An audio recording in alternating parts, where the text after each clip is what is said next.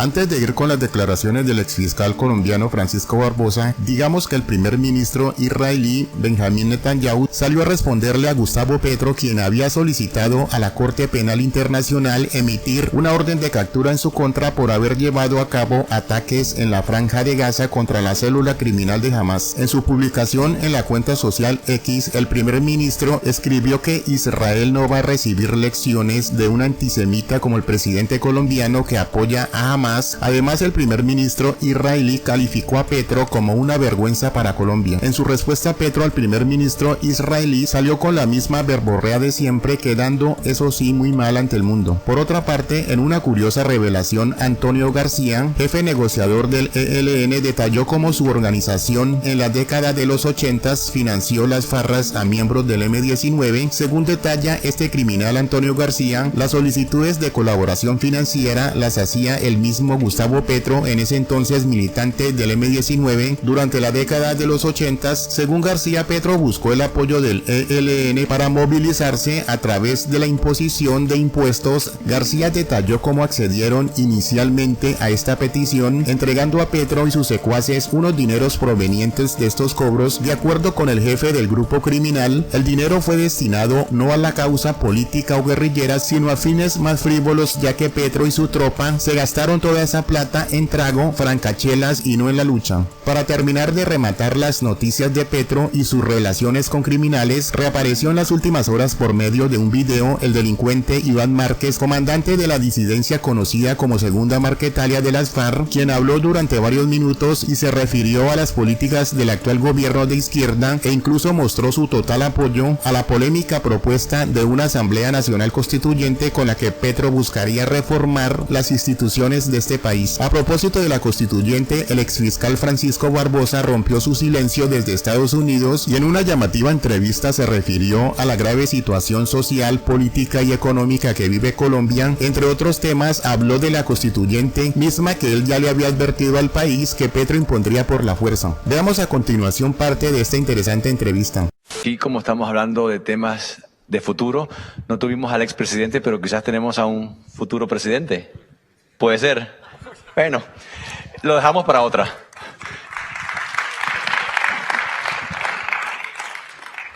Pues yo creo que sí, todos conocemos al fiscal no solamente por su labor como fiscal general de Colombia, del 20 al 24, sino también como ex asesor presidencial del presidente Duque en temas de asuntos internacionales, y ahora está con nosotros como fellow aquí en el Centro Adam Smith.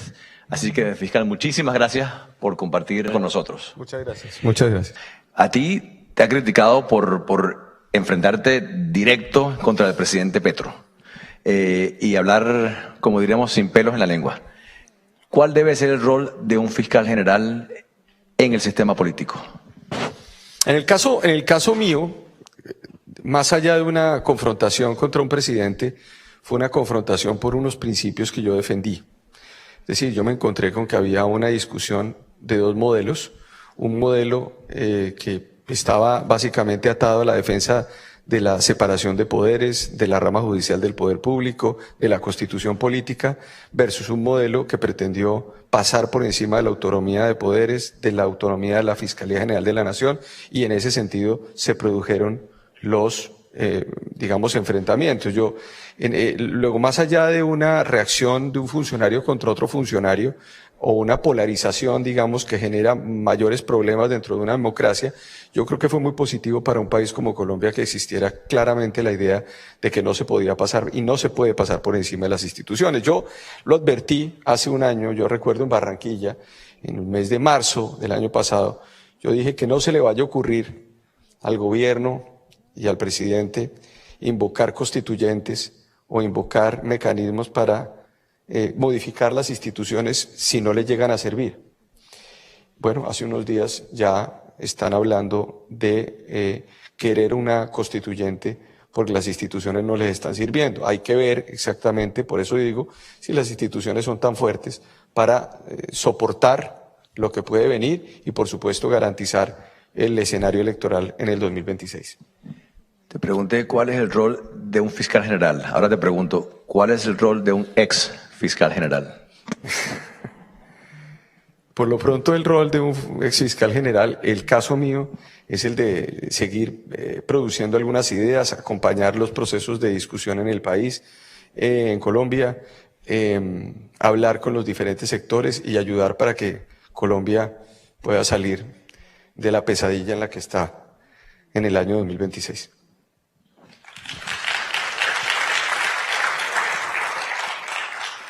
¿Qué consejos le puedes dar para poder entender las complejidades de invertir en un país latinoamericano como Colombia o como cualquier otro? Esa es la mejor definición de democracia. Grandes expectativas, grandes desilusiones, grandes expectativas, grandes desilusiones, salvo cuando aparezcan buenos gobiernos que generen expectativas y al final del día la gente diga, me parece importante lo que se hizo y hay que renovar la confianza para otra persona que represente esos sectores. Yo creo que el caso de Colombia no hay que perderlo de vista, no hay que entrar tampoco en el pesimismo frente a lo que ha venido ocurriendo, sino entrar en la idea de que es un país también, es un gran mercado, 50 millones de personas, es un país además con una necesidad también de mantener la cooperación, de mantener la libertad, a pesar de los crecimientos lánguidos que hemos empezado a tener. Colombia tiene este año un crecimiento del 0.6%, tenemos una disminución en la inversión en un 50% en los últimos 7, 8 meses, tenemos una tasa de inflación del 11%, tenemos una tasa de desempleo que está aumentando, ya está por encima del 10%, es decir, pasamos de tener en el último año del gobierno del presidente Duque una tasa de crecimiento económico del 8%, que es residual o que digamos que es consecuencial al crecimiento que Colombia tuvo del 10% en el 2021 y por supuesto del año COVID, pero hoy tenemos ya un crecimiento estamos teniendo tasa de crecimiento del 0.6%, lo que denota la falta de confianza y la preocupación en muchos sectores de decir si este es el momento o no de invertir. Hay mucho freno en la inversión, yo creo que hay que esperar un tiempo para verificar exactamente qué es lo que va a pasar en el 2025,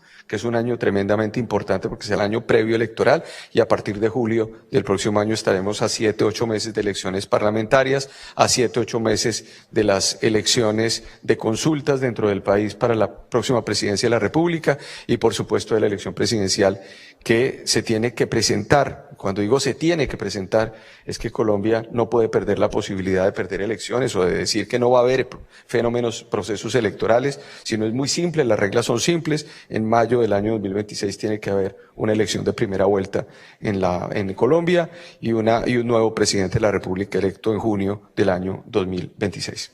¿Y qué puede hacer el sector privado precisamente para ayudar con esos procesos? Ayer le comentaba al presidente Lasso, obviamente la labor de un empresario es ganar dinero, asegurarse de que su empresa sea próspera para el empresario, para su familia, para su empresa, para su comunidad. Pero en el tema social, en el tema político, ¿qué puede hacer un empresario para asegurarnos de que todos esos procesos democráticos se cumplan y la democracia siga adelante? No, yo difiero de lo que dice el presidente Lasso. La función de un empresario no puede ser... Eso lo dije yo. Ok. La función de un empresario no puede ser ganar dinero solamente. La función de un empresario tiene que ser también del de entender el ecosistema en donde está.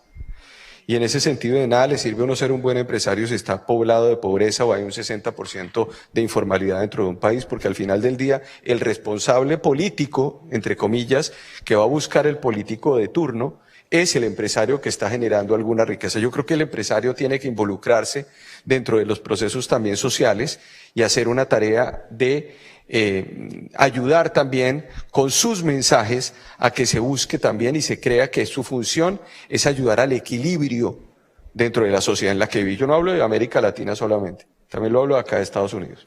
Y lo estamos viviendo porque hace un momento hablaban de Estados Unidos. Estados Unidos, hay 50 Estados Unidos distintos.